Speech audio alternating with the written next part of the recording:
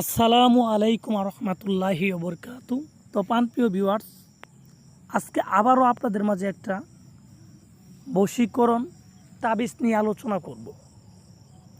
তো কিভাবে একজন মেয়েকে আপনার জন্য পাগল করে দিবেন, আপনার প্রেমে দিওয়ানা করে দিবেন, এরকম একটা তাবিজ নিয়ে আজকে আমি আলোচনা করব। করা হয়ে যাবে, আপনার সাথে কথাবার্তা বলার জন্য সে অস্থির হয়ে পড়বে। আপনার সাথে কথা না বললে সে এক মুহূর্ত স্থির থাকতে পারবে না। এরকম একটা তাবিজ নিয়ে আলোচনা করব। তো এই তাবিজটা কী পরিমাণ শক্তিশালী আমি মুখে বলতে পারবো না, আপনারা কাজ করলে বুঝতে পারবেন যে আসলে তাবিজের কতটা শক্তিশালী হতে পারে একটা তাবিজ।